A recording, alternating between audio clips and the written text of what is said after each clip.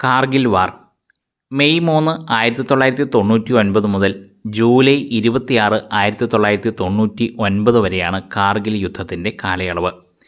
കാർഗിൽ മലനിരകളിൽ പാകിസ്ഥാനുമേൽ ഇന്ത്യ നേടിയ ഐതിഹാസിക വിജയം. പാകിസ്ഥാനെ സംബന്ധിച്ച് എക്കാലവും നടുക്കുന്ന ഓർമ്മയാണ് കാർഗിൽ. ഒരു വിധത്തിൽ പറഞ്ഞാൽ ഇന്ത്യയെ സംബന്ധിച്ചും. ഇന്ത്യൻ ഭൂമിയിലേക്ക് പാക് സൈന്യം നുഴഞ്ഞു കയറിയതോടെയാണ് കാർഗിൽ മലനിരകളിൽ തീപാറും യുദ്ധം ആരംഭിച്ചത്.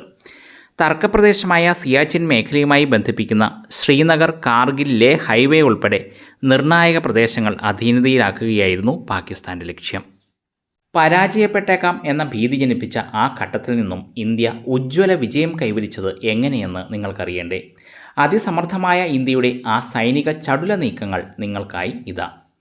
1999 കാർഗിൽ യുദ്ധത്തിൽ ഇന്ത്യ നേടിയ ഉജ്ജ്വല വിജയത്തെക്കുറിച്ച്, പ്രത്യേകിച്ച് ഇന്ത്യൻ വ്യോമസേന വഹിച്ച അത്യുജ്വലമായ പങ്കിനെക്കുറിച്ച്. 1998 മെയ് മാസം 2-ാം ആഴ്ച രാജസ്ഥാനിലെ പൊഖ്രാൻ മരുഭൂമിയിൽ ബുദ്ധൻ വീണ്ടും ചിരിച്ചു. 1974 ശേഷം ഇന്ത്യയുടെ 2-ാം ആണവ പരീക്ഷണമായിരുന്നു അത്. ഓപ്പറേഷൻ ശക്തി എന്ന ഇന്ത്യയുടെ 2-ാം ആണവ പരീക്ഷണം. എന്നാൽ ഇന്ത്യ നടത്തിയ ഈ ആണവ പരീക്ഷണങ്ങൾക്ക് ചുട്ട മറുപടി എന്നോണം പാകിസ്ഥാനും ആണവ പരീക്ഷണം നടത്തി. ഇന്ത്യൻ ഉപഭൂഖണ്ഡത്തിൽ സംഘർഷം ഉരുണ്ടുകൂടി. ഒരു ആണവ യുദ്ധത്തിന് തന്നെ ഇന്ത്യൻ ഉപഭൂഖണ്ഡം സാക്ഷിയായേക്കാം എന്ന് ലോകം നിഗമനത്തിലെത്തി.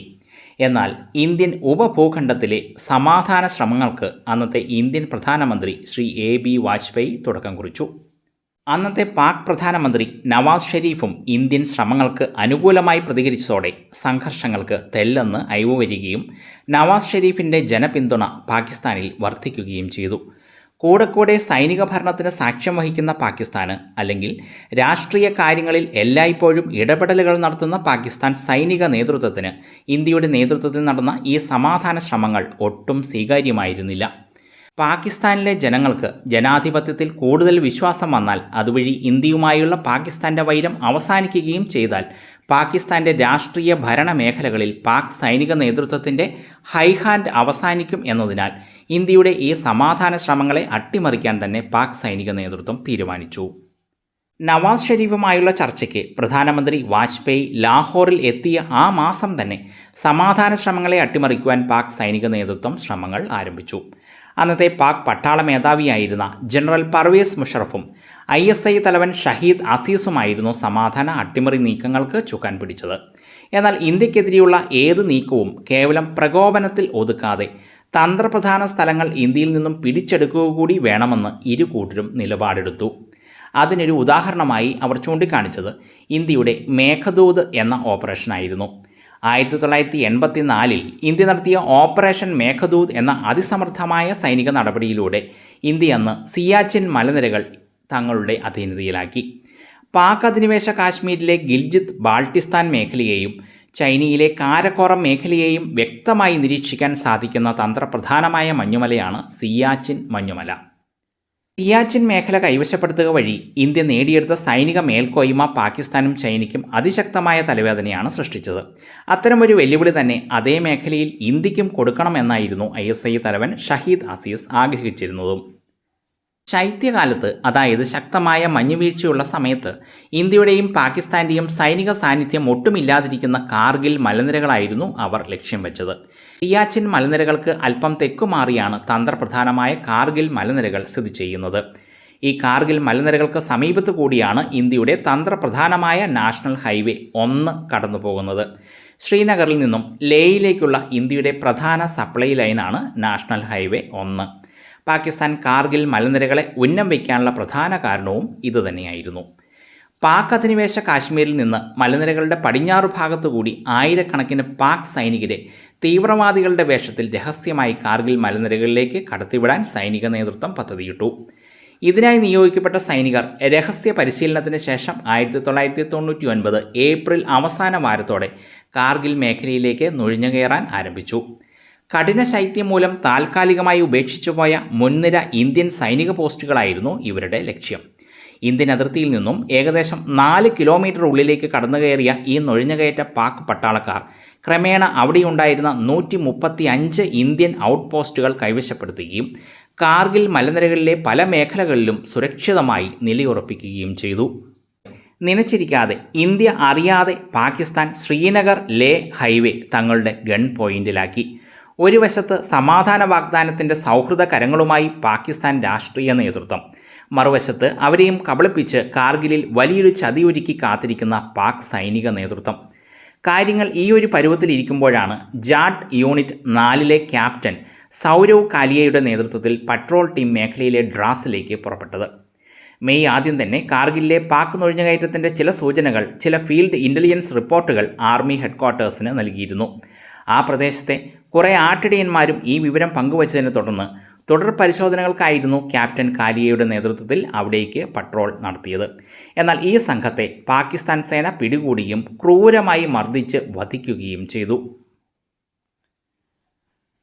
അതോടെയാണ് ഡ്രാസ് സെക്ടറിലെ നുഴഞ്ഞുകയറ്റത്തിൻ്റെ വ്യാപ്തി ഇന്ത്യൻ സൈനിക നേതൃത്വത്തിന് മനസ്സിലായത്. അവിടുത്തെ മലനിരകൾക്ക് മുകളിൽ ഇന്ത്യ വ്യാപകമായ വ്യോമ നിരീക്ഷണം നടത്താൻ ആരംഭിച്ചു. നടുക്കുന്ന വിവരങ്ങളാണ് ലഭിച്ചത്. കാർഗിൽ മലനിരകളിലും ചുറ്റിലുമുള്ള 200 കിലോമീറ്റർ പ്രദേശത്തെ തന്ത്രപ്രധാനമായ എല്ലാ മിലിറ്ററി പോസ്റ്റുകളും പാക് നുഴഞ്ഞുകയറ്റക്കാർ കൈയടക്കി കഴിഞ്ഞിരിക്കുന്നു. വൻതോതിലുള്ള ഒരു സൈനിക നടപടിയിലൂടെ മാത്രമേ ഈ അസാധാരണ സാഹചര്യം തരണം ചെയ്യാൻ സാധിക്കുകയുള്ളൂ എന്ന് പ്രധാനമന്ത്രി വാജ്പേയിക്കും അദ്ദേഹത്തിൻ്റെ ക്യാബിനറ്റിനും വ്യക്തമായിരുന്നു. എന്നാൽ പരുക്കനായ മലമ്പ്രദേശവും ശത്രുക്കളുടെ ഉയരത്തിലുള്ള പൊസിഷൻ മൂലവും സാധാരണ സൈനിക നടപടി സാധ്യമാകുമായിരുന്നില്ല. മാത്രമല്ല, ഇന്ത്യ തങ്ങളെ തിരിച്ചറിഞ്ഞു എന്ന് മനസ്സിലാക്കിയ നുഴഞ്ഞുകയറ്റക്കാർ അതിനോടകം തന്നെ പാക് സൈന്യത്തിൻ്റെ സഹായം സ്വീകരിക്കാൻ തുടങ്ങുകയും ചെയ്തു. ഇന്ത്യയുടെ പരമപ്രധാനമായ ശ്രീനഗർ ലേ ഹൈവേയിലേക്ക് കനത്ത വെടിവയ്പും പാകിസ്ഥാൻ പട്ടാളക്കാർ ആരംഭിച്ചു. ഇന്ത്യൻ ആർമി ശക്തമായി തന്നെ തിരിച്ചടിക്കും എന്ന തിരിച്ചറിവായിരുന്നു ആ മുൻകൂർ ആക്രമണത്തിന് കാരണം. വളരെ ഉയരത്തിൽ നിലയുറപ്പിച്ചിരിക്കുന്ന ശത്രുക്കളെ നേരിടാൻ ഒരേയൊരു പോംവഴിയാണ് ഇന്ത്യൻ യുദ്ധതന്ത്രജ്ഞർക്ക് മുൻപിൽ ഉണ്ടായിരുന്നത്: കരസേനയോടൊപ്പം ഇന്ത്യൻ വ്യോമസേനയെയും വിന്യസിക്കുക. വലിയ തോക്കുകളും ബോംബുകളുമായി ഉയരത്തിലിരിക്കുന്ന ശത്രുവിനെ തുരത്താൻ അതിലും ഉയരത്തിൽ പറക്കുന്ന യുദ്ധവിമാനങ്ങൾ തന്നെ വേണമല്ലോ. എന്നാൽ നിയന്ത്രണ രേഖയ്ക്ക് സമീപം ഇന്ത്യൻ വ്യോമസേന നടത്തുന്ന ഏതൊരു ഓപ്പറേഷനും റിസ്ക് ഏറെയാണ്. അബദ്ധവശാൽ പോലും വിമാനങ്ങൾ പാക് അതിർത്തി കടന്നാൽ ചിലപ്പോൾ ഒരു പൂർണ്ണ തോതിലുള്ള യുദ്ധത്തിലേക്കായിരിക്കും അത് കലാശിക്കുക. അതിനാൽ ഇപ്പുറത്തുള്ള കാർഗിൽ മലനിരകൾ മാത്രം ഉന്നമിടാനായിരുന്നു കേന്ദ്ര സർക്കാരിൻ്റെ നിർദ്ദേശം. മാത്രമല്ല, സംഘർഷഭരിതമായ ഒരു പൂർണ്ണ തോതിലുള്ള യുദ്ധമായി കലാശിച്ചാൽ അതിന് സർവ്വസജ്ജമായിരിക്കാനും ഇന്ത്യ 3 സേനകൾക്കും നിർദ്ദേശം നൽകി. കരസേനയും വ്യോമസേനയും സംയുക്തമായി നടത്തിയ ഒരു വമ്പൻ ആക്രമണമായിരുന്നു പിന്നീട് അങ്ങോട്ട് നാം കണ്ടത്. ഇന്ത്യൻ വ്യോമസേന സഫേദ് സാഗർ അഥവാ വെണ്മയായ സാഗരം എന്ന പേരിൽ പ്രത്യാക്രമണത്തിന് തുടക്കമിട്ടു. MiG-21, MiG-23, MiG-27 എന്നീ മികച്ച വിമാനങ്ങളും ഗ്രൗണ്ട് ഫയറിങ്ങിനായി Mi-17 ഹെലികോപ്റ്ററുകളും എത്തിയതോടെ ഇന്ത്യൻ എയർഫോഴ്സ് മലനിരകൾക്ക് മുകളിൽ സ്ഥിതി ചെയ്തിരുന്ന ശത്രു പോയിന്റുകൾക്ക് നേരെ അഗ്നിവർഷം തന്നെ ആരംഭിച്ചു. ഇന്ത്യൻ വ്യോമ സംരക്ഷണത്തിൻ്റെ തണൽ പിടിച്ച് ഇന്ത്യൻ കരസേനയും ഗ്രൗണ്ട് ഫയറിംഗ് ആരംഭിച്ചു. 2 ലക്ഷത്തോളം സൈനികരെയും അർദ്ധസൈനികരെയുമാണ് ഈ ഓപ്പറേഷനായിട്ട് ഇന്ത്യ വിനിയോഗിച്ചത്. ഇന്ത്യയുടെ 2 സേനാ വിഭാഗങ്ങളും സംയുക്തമായി നടത്തിയ ഈ ആക്രമണത്തിൽ പാക് നുഴഞ്ഞുകയറ്റക്കാർ പൂർണ്ണമായും പതറിപ്പോയി.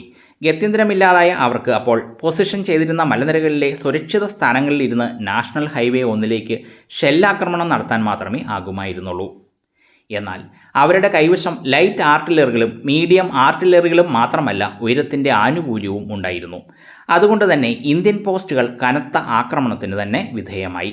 മലയുടെ താഴ്വാരത്ത് നിലകൊണ്ടിരുന്ന ഇന്ത്യൻ സൈനിക അംഗങ്ങൾക്ക് പകൽ സമയങ്ങളിൽ ശത്രുവിനെ ആക്രമിക്കാൻ ആകുമായിരുന്നില്ല. അതുകൊണ്ട് തന്നെ പകൽ സമയം ഒഴിവാക്കി രാത്രി ഇരുളിൻ്റെ മറവിൽ നടത്തിയ പർവ്വത യുദ്ധം മാത്രമായിരുന്നു ഇന്ത്യക്കുള്ള പോംവഴി. എന്നാൽ ഈ സാഹചര്യം മുതലാക്കി പാകിസ്ഥാൻ അവരുടെ കൂലിപ്പട്ടാളത്തിന് ആവശ്യമായ സപ്ലൈകൾ പകൽ സമയങ്ങളിൽ പാക് അധിനിവേശ കാശ്മീരിൽ നിന്നും വ്യോമമാർഗം എത്തിച്ചുകൊണ്ടിരുന്നു. യുദ്ധം എത്ര കാലം നീണ്ടാലും തങ്ങളുടെ നുഴഞ്ഞുകയറ്റക്കാർക്ക് പിടിച്ചു നിൽക്കാൻ പറ്റിയ അടിസ്ഥാന സൗകര്യങ്ങൾ ഉറപ്പുവരുത്തുകയായിരുന്നു പാകിസ്ഥാൻ ഈ ശ്രമത്തിലൂടെ നടത്തിയത്. പാക് അധിനിവേശ പ്രദേശത്തായിരുന്നു സപ്ലൈ കൊണ്ടെത്തിച്ചിരുന്നത് എന്നതിനാൽ ഇന്ത്യക്ക് ഇടപെടാനും ആകുമായിരുന്നില്ല. മാത്രമല്ല, അപ്പോഴേക്കും പാക് സൈന്യത്തിൻ്റെ സ്ഥിരം യൂണിറ്റുകൾ കാർഗിലിന് പടിഞ്ഞാറ് ശക്തമായ പീരങ്കികളുമായി നിലയുറപ്പിച്ചു കഴിഞ്ഞിരുന്നു. ഇന്ത്യൻ സൈനികർക്ക് നേർക്ക് വമ്പൻ ഷെല്ലിങ്ങും ആരംഭിച്ചു. ഉയർന്ന പ്രദേശങ്ങളിലേക്ക് നീങ്ങിക്കൊണ്ടിരുന്ന നുഴഞ്ഞുകയറ്റക്കാർക്ക് സുരക്ഷിത പാതയൊരുക്കാനായിരുന്നു ഈ നിരന്തരമായ വെടിവയ്പ്. ഈ ആർട്ടിലറികൾ ആകട്ടെ ചൈനീസ് സേന രഹസ്യമായി പാക് അധിനിവേശ കാശ്മീരിൽ എത്തിച്ചു കൊടുത്തവയും. കാർഗിലിനായുള്ള പോരാട്ടത്തിൽ പാകിസ്ഥാൻ ഇന്ത്യയോട് പരാജയപ്പെട്ടാൽ അത് അക്സായ് ചിന്നിലും കാരക്കോറ മേഖലയിലുമുള്ള തങ്ങളുടെ സൈനിക സൗകര്യങ്ങളെ ഗുരുതരമായി ബാധിക്കുമെന്ന് ചൈന ഭയപ്പെട്ടിരുന്നു. കൂടുതൽ റേഞ്ചുള്ള ഹെവി ആർട്ടിലറികൾ നൽകുന്നതിലൂടെ വിദൂരത്തിലുള്ള ഇന്ത്യൻ സൈനിക പോസ്റ്റുകൾക്ക് നേരെയും ആക്രമണം നടത്താൻ പാകിസ്ഥാന് കഴിയും എന്നവർ കണക്കുകൂട്ടിയിരുന്നു. യുദ്ധത്തിൻ്റെ ആദ്യഘട്ടത്തിൽ ഉയരങ്ങളിൽ നിലയുറപ്പിച്ച ശത്രു സൈനികരെ കണ്ടെത്താൻ ആകാശ ചാരവിഭാഗത്തിൻ്റെ വിമാനങ്ങളാണ് ഇന്ത്യ ഉപയോഗിച്ചത്. എന്നാൽ നിരീക്ഷണ ക്യാമറകളെ കബളിപ്പിക്കുന്ന ക്യാമഫ്ലേജ് ബങ്കറുകൾ തീർത്ത് അവിടെ ഒളിച്ചിരുന്ന പാക് നുഴഞ്ഞുകയറ്റക്കാർ ഇന്ത്യൻ യുദ്ധവിമാനങ്ങളെ പലപ്പോഴായി ആക്രമിച്ചു. അതോടെയാണ് കേന്ദ്ര പ്രതിരോധ മന്ത്രാലയം സൂക്ഷ്മതയുള്ള ചിത്രങ്ങൾക്കായി അമേരിക്കയെ സമീപിക്കുന്നത്. ലോകത്ത് ഏറ്റവും മികച്ച ഇമേജറി ഇൻ്റലിജൻസ് സംവിധാനമുള്ള രാഷ്ട്രമാണ് അമേരിക്ക. എന്നാൽ അമേരിക്ക ഇന്ത്യയുടെ ഈ അഭ്യർത്ഥന നിരസിച്ചു എന്ന് മാത്രമല്ല, അന്ന് സാങ്കേതികവിദ്യ സ്വന്തമായുള്ള ചില രാജ്യങ്ങളെ ഇന്ത്യക്ക് ഇത് നൽകുന്നതിൽ നിന്ന് വിലക്കുകയും ചെയ്തു. പോരാത്തതിന് ആ നിർണായക വേളയിൽ അന്താരാഷ്ട്ര വിപണിയിൽ നിന്ന് ആയുധങ്ങൾ വാങ്ങുന്നതിന് അമേരിക്ക തടസ്സം നിൽക്കുകയും ചെയ്തു. എന്നാൽ അമേരിക്കൻ തിട്ടൂരത്തെ ഭയന്ന് ഉപേക്ഷിച്ചു പോകുന്നവരല്ല ഇസ്രായേലും റഷ്യയും. ഇന്ത്യ ആവശ്യം അറിയിച്ച ഉടൻ തന്നെ ലോകോത്തര നിലവാരമുള്ള ഇമേജറി ഇൻ്റലിജൻസ് സംവിധാനം ഇന്ത്യയുമായി പങ്കുവയ്ക്കാൻ ഇരു രാജ്യങ്ങളും തയ്യാറായി. വേണ്ട സ്പെയർ പാർട്സുകൾ റഷ്യ ദ്രുതഗതിയിൽ ഇന്ത്യക്ക് എത്തിച്ചു കൊടുത്തപ്പോൾ ചെറിയ മെഷീനുകളും സെർച്ചർ പോലുള്ള ഡ്രോണുകളും ദിവസങ്ങൾക്കുള്ളിൽ ഇന്ത്യയിലേക്ക് എയർ ഡ്രോപ്പ് ചെയ്താണ് ഇസ്രായേൽ ഇന്ത്യയെ സഹായിച്ചത്. അക്കൂട്ടത്തിൽ ഇസ്രായേൽ ഇന്ത്യക്ക് നൽകിയ ലേസർ ഗൈഡഡ് കിറ്റ് യുദ്ധത്തിൻ്റെ ഗതി തന്നെ മാറ്റാൻ കാരണമായി. നുഴഞ്ഞുകയറ്റക്കാരെ നേരിടാനായി ഇന്ത്യൻ വ്യോമസേന ആദ്യം വിന്യസിച്ചത് മിഗ് സീരീസിലുള്ള വിമാനങ്ങളെയായിരുന്നു. എന്നാൽ ഉയരമുള്ള മലകളിൽ സ്ഥാനമുറപ്പിച്ചിരുന്ന പാക് സൈനികർ portable surface to air missile ഉപയോഗിച്ച് ഇന്ത്യൻ വിമാനങ്ങളെ ലക്ഷ്യം വയ്ക്കാൻ ആരംഭിച്ചു. ഇതിനെ മറികടക്കാൻ 40,000 അടിയെങ്കിലും ഉയരത്തിൽ നിന്നുള്ള ശത്രുനിരകളെ പോയിന്റ് ചെയ്യാനുള്ള സംവിധാനം ഇന്ത്യൻ വ്യോമസേനയ്ക്ക് അനിവാര്യമായിരുന്നു. അതോടെ ഇന്ത്യയുടെ കൈവശമുണ്ടായിരുന്ന ഏറ്റവും മികച്ച യുദ്ധവിമാനത്തെ തന്നെ രംഗത്തിറക്കി. ഫ്രഞ്ച് നിർമ്മിത മിറാഷ് 2000 യുദ്ധവിമാനങ്ങളായിരുന്നു അവ. മിഗ് വിമാനങ്ങളെക്കാൾ പല മടങ്ങ് ഇരട്ടി പ്രഹരശേഷി ഉള്ളവയായിരുന്നു ഈ മിറാഷ് യുദ്ധവിമാനങ്ങൾ. എന്നാൽ അപ്പോഴും ശത്രു ബങ്കറുകളെ കൃത്യമായി ലക്ഷ്യം വയ്ക്കാവുന്ന സംവിധാനം ഇന്ത്യക്കുണ്ടായിരുന്നില്ല. അക്കാലത്ത് ഏറ്റവും നൂതനമായ GPS സംവിധാനവും അമേരിക്ക ഇന്ത്യക്ക് നിഷേധിച്ചിരുന്നു. ഇവിടെയാണ് ഇസ്രായേൽ നൽകിയ ലേസർ ഗൈഡഡ് കിറ്റും അതിനു പറ്റുന്ന ബോംബുകളും ഇന്ത്യക്ക് തുണയാകുന്നത്. ലേസർ കിറ്റുകൾ ഘടിപ്പിച്ചതോടെ ദിനരാത്രങ്ങളില്ലാതെ പറന്ന മിറാഷ് യുദ്ധവിമാനങ്ങൾ ശത്രു ബങ്കറുകളെ ഛിന്ന ഭിന്നമാക്കി. സാധാരണ ബോംബുകളുമായി മുംബൈ പറക്കുന്ന മിറാഷ് യുദ്ധവിമാനങ്ങളുടെ പിന്നാലെ ലേസർ ഗൈഡഡ് കിറ്റുകൾ ഘടിപ്പിച്ച ഒരു 2 സീറ്റർ മിറാഷ് ഇതായിരുന്നു വ്യോമസേന സ്വീകരിച്ച ഫോർമേഷൻ. സാധാരണ ബോംബുകൾക്ക് എത്തിപ്പെടാൻ ആവാത്ത ലക്ഷ്യങ്ങൾ തകർക്കാനോ ശത്രുവിൻ്റെ കമാൻഡ് ആൻഡ് കൺട്രോൾ ബങ്കർ നശിപ്പിക്കാനോ മാത്രമായിരുന്നു ലേസർ ഗൈഡഡ് ബോംബുകൾ ഉപയോഗിച്ചത്. സമുദ്രനിരപ്പിൽ നിന്നും 33,000 അടി ഉയരത്തിൽ പറക്കുകയും ബോംബിംഗ് നടക്കേണ്ട വേളയിൽ മാത്രം താഴേക്ക് കുതിച്ച് ഉടൻ പൂർവ്വസ്ഥിതി പ്രാപിക്കുകയും ചെയ്യുന്ന മിറാഷുകളെ തൊടാൻ നുഴഞ്ഞുകയറ്റക്കാരുടെ സർഫസ് ടു എയർ മിസൈലുകൾക്കായില്ല. അതോടെ നുഴഞ്ഞുകയറ്റക്കാർക്ക് നിൽക്കക്കളിയില്ലാതെയായി. ദ്രുതഗതിയിലുള്ള ഇന്ത്യൻ സേനാ മുന്നേറ്റമായിരുന്നു പിന്നീട് അങ്ങോട്ട് നാം കണ്ടത്. വൻതോതിൽ കരയാക്രമണം ആരംഭിച്ച ഇന്ത്യ 1999 ജൂൺ ആദ്യവാരം തന്നെ പട്ടാലിക് സെക്ടറിലെ 2 സുപ്രധാന പോയിന്റുകൾ പാകിസ്ഥാനിൽ നിന്നും പിടിച്ചെടുത്തു. തുടർന്ന് അവിടെയുണ്ടായിരുന്ന ഭൂരിഭാഗം പാക് സൈനികരെയും കാലുപുരിക്കയച്ചു. ശ്രീനഗർ ലേ ഹൈവേയെ വളരെ അടുത്തുനിന്ന് ഉന്നം വയ്ക്കാവുന്ന തന്ത്രപ്രധാനമായ ടൈഗർ ഹിൽസ് പിടിച്ചെടുക്കുക എന്നതായിരുന്നു ഇന്ത്യയുടെ അടുത്ത ലക്ഷ്യം. കാർഗിൽ പർവ്വതനിരകളിലെ ഏറ്റവും ഉയർന്ന മലയായ ടൈഗർ ഹില്ലും അടുത്തു തന്നെ സ്ഥിതി ചെയ്യുന്ന 2 പ്രധാന പോയിന്റുകളും അപ്പോഴും പാക് നുഴഞ്ഞുകയറ്റക്കാരുടെ കയ്യിലായിരുന്നു. സിയാച്ചൻ ഗ്ലേസിയേഴ്സിലെ ഇന്ത്യയുടെ പോയിന്റുകൾ ഇവിടെ നിന്നും ലക്ഷ്യം വയ്ക്കാം എന്നതിനാൽ എന്തു വില കൊടുത്തും ഈ പീക്ക് പോയിന്റുകൾ ഇന്ത്യക്ക് കൈവശപ്പെടുത്തണമായിരുന്നു. ഇന്ത്യൻ ആർമിയുടെ 3 റെജിമെൻറ്റുകൾ 12 മണിക്കൂർ നേരം മോട്ടോറുകളും ലൈറ്റ് മെഷീൻ ഗണ്ണുകളും ഉപയോഗിച്ച് നടത്തിയ പോരാട്ടത്തിനൊടുവിലാണ് ടൈഗർ ഹിൽസ് ഇന്ത്യ തിരിച്ചുപിടിക്കുന്നത്. പകൽ സമയം ശത്രുവിൻ്റെ കാഴ്ചവെട്ടത്തിൽ നിന്നും മറഞ്ഞിരിക്കുക, രാത്രി താഴ്വരകളിൽ നിന്നുള്ള ആർട്ടിലറി ഫയറിങ്ങുകളുടെ മറവിൽ ഇരച്ചു കയറുക, ഇതായിരുന്നു ഇവിടെയും ഇന്ത്യയുടെ തന്ത്രം. ടൈഗർ ഹിൽസ് കൂടി ഇന്ത്യ പിടിച്ചെടുത്തതോടെ പാകിസ്ഥാൻ അതുവരെ നേടിയ എല്ലാ മേൽക്കോയ്മകളും അവർക്ക് നഷ്ടപ്പെട്ടിരുന്നു. അതോടെ കാർഗിൽ യുദ്ധത്തിൽ ഇന്ത്യ നിർണായക വിജയത്തിന് അടുത്തെത്തി. അതേസമയം ഇന്ത്യയുമായുള്ള യുദ്ധത്തിൽ രാജ്യം വീണ്ടും ഒരു പരാജയത്തിലേക്കാണ് കൂപ്പുകുത്തുന്നത് എന്ന തിരിച്ചറിവിൽ പാകിസ്ഥാൻ അവരുടെ അവസാന തുറപ്പിച്ചീട്ടായ ആണവ ബ്ലാക്ക് മെയിലിംഗ് പുറത്തെടുക്കാൻ വലിയ താമസം ഉണ്ടായില്ല. എന്നാൽ ഇന്ത്യ ഇതിനെതിരെ കടുത്ത ഭാഷയിൽ തന്നെ പ്രതികരിച്ചു. അത്തരമൊരു സാഹസത്തിന് പാകിസ്ഥാൻ മുതിർന്നാൽ ആ രാജ്യത്തെ ലോക ഭൂപടത്തു നിന്നും എന്നേക്കുമായി ഇല്ലാതാക്കി കളയുമെന്ന ഇന്ത്യയുടെ താക്കീത് കുറിക്കുകൊണ്ടു. ആണവായുധം ഉപയോഗിക്കുന്ന ആദ്യ രാജ്യം ആയിരിക്കില്ല ഇന്ത്യ എന്ന ഇന്ത്യയുടെ ആദ്യകാല നയം തിരുത്തിക്കൊണ്ട് രണ്ടാമത് ആണവായുധം ഉപയോഗിക്കാൻ ഇന്ത്യ കാത്തിരിക്കില്ല എന്ന് ഇന്ത്യ നിലപാടെടുത്തു. ഇത് ശരിവയ്ക്കുന്ന തരത്തിലുള്ള റിപ്പോർട്ടുകൾ CIA പാക് നേതൃത്വത്തിന് കൈമാറുകയും ചെയ്തു. ആണവ ബോംബുകൾ ഘടിപ്പിച്ച മിറാഷ് യുദ്ധവിമാനങ്ങൾ ബറേലി എയർബേസിൽ തയ്യാറാക്കി നിർത്തിയിരിക്കുന്നു എന്ന വിവരം ഒരു ഞടുക്കത്തോടെയാണ് പാക് സൈനിക നേതൃത്വം ശ്രവിച്ചത്. സൈനികവും ആണവവുമായ ഭീഷണികൾ ഏശുന്നില്ല എന്നായപ്പോൾ നയതന്ത്ര തലത്തിലായി പാകിസ്ഥാൻ്റെ അടുത്ത ശ്രമം. തങ്ങളുടെ മണ്ണിലേക്ക് പാകിസ്ഥാൻ കടന്നു കയറി എന്ന ഇന്ത്യയുടെ ആരോപണം ശക്തിയുക്തം നിഷേധിച്ച പാകിസ്ഥാൻ ചില തൊടിന്യായങ്ങൾ നിരത്തി അന്താരാഷ്ട്ര സമൂഹത്തെ തെറ്റിദ്ധരിപ്പിക്കാൻ ശ്രമം നടത്തി. ഇന്ത്യൻ ആക്രമണങ്ങളിൽ നിന്നും രക്ഷ നേടാൻ വെമ്പൽ കൊള്ളുന്ന കാശ്മീർ പോരാളികളെ പിന്തുണയ്ക്കുക മാത്രമാണ് തങ്ങൾ ചെയ്തുള്ളൂ എന്നായിരുന്നു പാകിസ്ഥാൻ്റെ വാദം. എന്നാൽ പാക് സൈന്യത്തിൻ്റെ കാർഗിലെ നുഴഞ്ഞുകയറ്റത്തിൻ്റെ വ്യക്തമായ തെളിവുകൾ നിരത്തി ഒട്ടനേകം രാജ്യങ്ങളിലേക്ക് ദൂതന്മാരെ അയച്ചാണ് ന്യൂഡൽഹി പാകിസ്ഥാൻ്റെ കള്ളപ്രചാരണങ്ങളുടെ മുനയൊടിച്ചത്. തന്നെയുമല്ല, ഐക്യരാഷ്ട്ര സംഘടനയിൽ പാകിസ്ഥാൻ ഇന്ത്യക്കെതിരെ കൊണ്ടുവന്ന പ്രമേയങ്ങൾ അംഗരാജ്യങ്ങളുടെ കടുത്ത എതിർപ്പിനെ തുടർന്ന് വിമർശനം ഏറ്റുവാങ്ങുകയും ചെയ്തു. പാകിസ്ഥാനെ തെല്ലെങ്കിലും തുണച്ചത് ചൈനയും അമേരിക്കയും മാത്രം. എന്നാൽ ആസന്നമായ പാക് പരാജയമണത്ത അമേരിക്കയും അവരെ കൈവിട്ടു. എത്രയും വേഗം ഇന്ത്യയുടെ അതിർത്തിക്കുള്ളിൽ നിന്നും പിൻവാങ്ങണമെന്ന അന്ത്യശാസനമാണ് അവർ പാകിസ്ഥാന് നൽകിയത്. ഇന്ത്യൻ സേനയാകട്ടെ ഘട്ടം ഘട്ടമായി നടത്തിയ സങ്കീർണവും ബുദ്ധിപരവും തന്ത്രപരവുമായ നീക്കങ്ങൾക്കൊടുവിൽ കടന്നുകയറ്റക്കാരെ മുഴുവനും ഇന്ത്യൻ മണ്ണിൽ നിന്നും തുടച്ചു നീക്കി. സിയാച്ചിൻ മുതൽ ഡ്രാസ് വരെയുള്ള മുഴുവൻ കാർഗിൽ മേഖലയും തിരികെ പിടിച്ചു. യുദ്ധത്തിൻ്റെ അവസാനഘട്ടം എത്തിയപ്പോഴേക്കും ധൈര്യവും ആത്മവിശ്വാസവും അഹങ്കാരവും ചോർന്ന് നാണക്കേടിൻ്റെ പടുകുഴിയിൽ തീർത്തും പരാജിതരായ പാകിസ്ഥാൻ പട്ടാളക്കാർ ഇന്ത്യൻ സേനയുടെ കരങ്ങളാൽ നിഷ്കരണം വധിക്കപ്പെടുകയോ തുരത്തപ്പെടുകയോ ചെയ്തു. 3 മാസത്തോളം നീണ്ട പോരാട്ടം ഇന്ത്യൻ വിജയത്തിൽ അവസാനിച്ചു. അന്തിമ വിജയം തങ്ങൾക്ക് ആയിരിക്കുമെന്ന മരമണ്ടൻ ഗോത്രവർഗ പിന്തിരിപ്പൻ വിശ്വാസമാണ് പാകിസ്ഥാൻ പോലുള്ള ചില പ്രത്യേക രാജ്യങ്ങളിലെ ജനങ്ങളെ വിശ്വസിപ്പിച്ചിരിക്കുന്നത്. ആ മരമണ്ടൻ വിശ്വാസമാണ് ഇന്ത്യയെപ്പോലെ ഇത്രയും ശക്തമായ ഒരു രാജ്യത്തിനെതിരെ നുഴഞ്ഞുകയറ്റം പോലുള്ള പാഴ്ശ്രമങ്ങൾ എന്നും നടത്താൻ പാകിസ്ഥാനികളെ പ്രേരിപ്പിക്കുന്നത്. ഇസ്രായേലിനെതിരെ അറബികൾ നടത്തുന്ന പാഴ് യുദ്ധം പോലെ.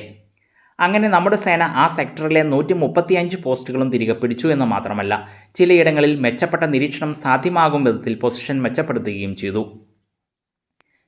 ഏകദേശം 1/4 നൂറ്റാണ്ട് കഴിഞ്ഞെങ്കിലും ആ യുദ്ധം നൽകിയ തിക്താനുഭവം അതുപോലെ യുദ്ധ ഗുണപാഠവും അനവധിയാണ്. പാകിസ്ഥാനും ചൈനയും പ്രത്യക്ഷമായും ഇന്ത്യയുടെ ശത്രുക്കളാണെങ്കിലും നിർണായക സമയങ്ങളിൽ ഇന്ത്യയെ സഹായിക്കുന്നത് ഏത് രാജ്യമാണ് എന്ന് തിരിച്ചറിയുവാനും ഇന്ത്യക്ക് സാധിച്ചു.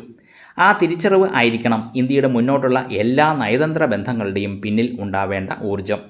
നമ്മെ സഹായിക്കുന്ന രാജ്യങ്ങളെ നമുക്ക് പിണക്കാതിരിക്കാം. നമ്മെ സഹായിക്കാത്ത രാജ്യങ്ങളെ, നമ്മുടെ ശത്രുരാജ്യങ്ങൾക്ക് സഹായം നൽകുന്ന രാജ്യങ്ങളെ പൂർണ്ണമായും നമുക്ക് അകറ്റി നിർത്താം.